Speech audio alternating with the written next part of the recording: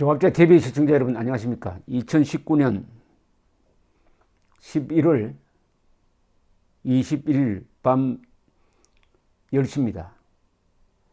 오는 25일부터 부산에서 한 아세안 정상회담이 있습니다. 이 자리에 김정은을 초청을 했다는 게 북한에 의해서 공식적으로 발표가 되었습니다. 이런 것을 북한 매체를 통해서 국민이 알게 되면 되겠습니까? 왜 미리 안 알렸죠? 초청한다는 이야기를. 정식으로 초청장을 보냈네요. 그런데 아주 매정하게 거절하는 성명서가 조선중앙통신을 통해서 발표가 되었습니다. 그런데 누가 봐도 도저히 올 수 없는 자리였습니다. 그런데도 국정원장이라든지 탁모라는 연출 담당자 그리고 문재인 대통령까지 나서가지고 마치 김정은이 올 수 있는 것 같이 이렇게 안개를 피웠는데, 아니 상식적으로 김정은이가 부산에 어떻게 옵니까? 지금 국민혁명이 한국에서 일어나고 있는데 김정은 오면은 김정은 체포조가 만들어질 터인데 어떻게 옵니까? 또 one of them으로 올 사람입니까? 거기서 자기 혼자서 스팟라이트를 받으려고 그러는데 그럼 다른 10여 명의 국가 원수들은 뭐가 되는 겁니까? 말도 아닌 쇼를 하다가 결국 이렇게 무참하게 거절당했습니다. 조선중앙통신 보도는 이렇습니다. 오는 25일부터 남조선의 부산에서 열리게 될 아세안 나라들의 특별 순회자 회의 준비 사업이 마감 단계에서 추진되고 있다고 한다. 지난 11월 5일 남조선의 문재인 대통령은 조선민주주의인민공화국 국무위원회 위원장께서 이번 회의에 참석해 주실 것을 간절히 초청하는 친서를 정중히 보내왔다. 우리는 보내온 친서가 국무위원회 위원장에 대한 진정으로 되는 신뢰심과 곡진한 기대가 담긴 초청이라면 굳이 고맙게 생각하지 않을 까닭이 없다. 우리는 남측이 국무위원회 위원장의 부산 방문과 관련한 경호와 의전 등 모든 영접 준비를 최상의 수준에서 갖추어 놓고 학수고대하고 있다는 것도 모르지 않는다. 경멸적인 표현입니다. 그리고 이 기회라도 놓치지 않고 현 북남 관계를 풀기 위한 새로운 계기점과 여건을 만들어 보려고 하는 문재인 대통령의 고뇌와 범위도 충분히 이해하고 있다. 이렇게 축혀 올려놓고 막 때립니다. 그것은 문재인 대통령의 진서가 온 후에도 몇 차례나 국무위원회 위원장께서 못 오신다면 특사라도 방문하게 해달라는 간절한 청을 보내온 것만 보아도 잘 알 수 있다. 이렇게 남북관계에서 아주 저자세로 나왔다는 걸 북한이 지금 폭로를 하고 있습니다.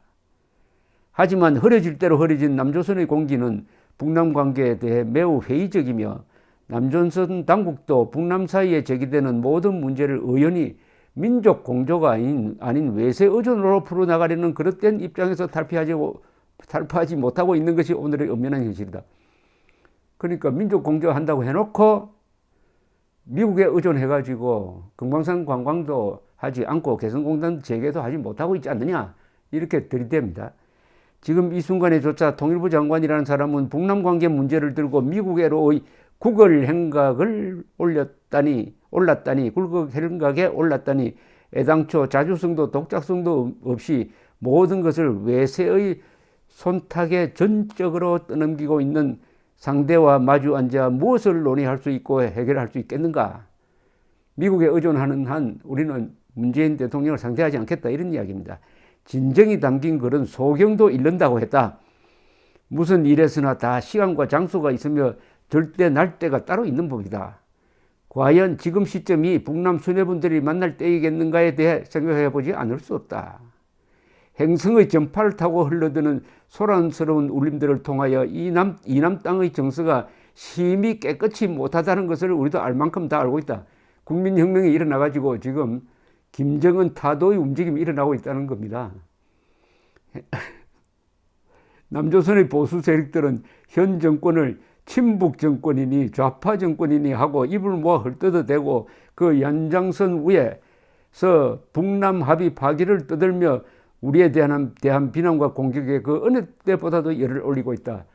이 이승만 광장에서 일어나는 일을 아주 들여다보고 불안해하고 있다는 이야기죠. 이게 바로 지어 이전 정권에서도 감히 들어볼 수 없었던 북정권 교체니 북붕괴 유도니 하는 망언까지 튀어나오는 정도이다. 이거는 전곡을 찔렀다는 겁니다. 북한 정권 붕괴라는 말이 얼마나 아픈지를 이렇게 자기들이 자백해 주고 있습니다. 마른 나무에 물레기라고 이런 때에 도대체 북과 남이 만나서 무엇을 할 수 있으며 그런 만남이 과연 무슨 의의가 있겠는가 하는 것이다. 모처럼 찾아왔던 화해와 협력의 훈풍을 흔적도 없이 날려보내고 있는데도 아무런 대책도 세우지 못하고 있는 남조선 당국이 종이 한 장의 초청으로 조성된 험악한 상태를 손바닥 뒤집듯이 가볍게 바꿀 수 있다고 생각한다면 그보다 더한 오산은 없을 것이라는 것이 우리의 생각이다. 저지른 잘못에 대한 반성과 죄스러운 마음으로 삼고초려를 해도 모자랄 판국에 민족의 운명과 장래 문제에 아무런 관심도 없는 다른 나라 손님들을 요란하게 청해놓고 그들의 면전에서 북과 남의 어떤 모습을 보여주고 싶은지 묻지 않을 수 없다. 이거는 저도 동의를 합니다. 여기 김정은을 불러다가 도대체 뭘 하겠다는 겁니까? 그럼 김정은이가 주역이 되도록 하겠다는 겁니까? 북과 남 사이의 근본 문제, 민족 문제는 하나도 풀지 못하면서 북남 순회들 사이에 여전히 대화가 이루어지고 있다는 냄새나 피우고 저들이 주도한 신남방 정책의 귀퉁이에 북남 관계를 슬쩍 끼워 넣어보자는 불순한 기도를 무턱대고 따를 우리가 아니다. 우리와 크게 인연이 없는 복잡한 국제회의 마당에서 만나 악수나 하고 사진이나 찍는 것을 어찌 민족의 성산 백두산에서 북남 순회분들이 두 손을 높이 맞잡은 역사적 순간에 비길 수 있겠는가?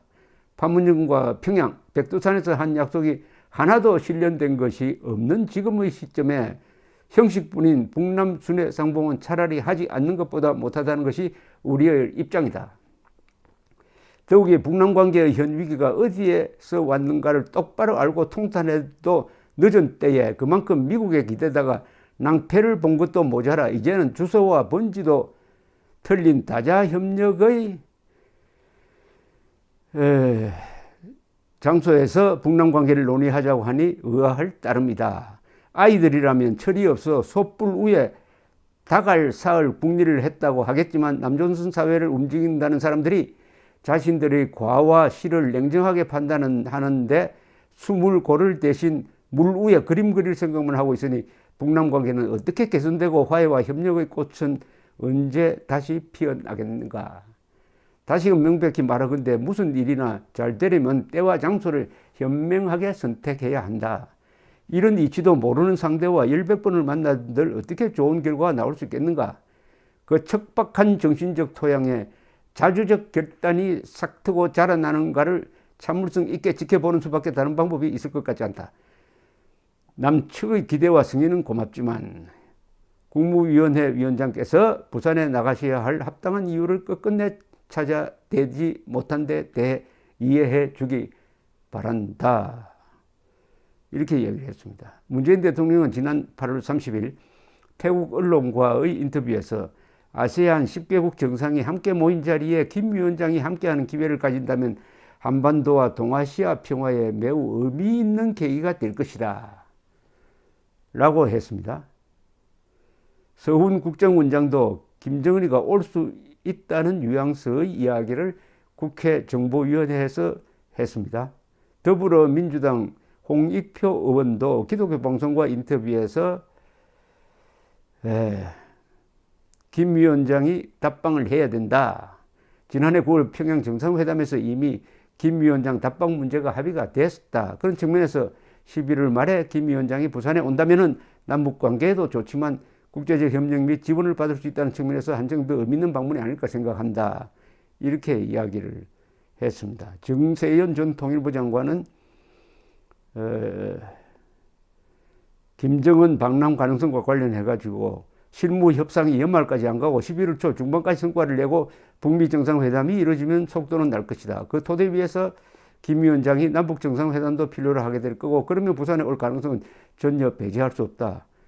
오거돈 부산시장은 한술 더 떠서 9월 20일 김현철 통일부 장관과의 면담에서 11월 부산에서 열리는 특별 정상회의에 김정은 위원장을 초청할 수 있도록 적극 협조해달라고 했습니다. 다 이게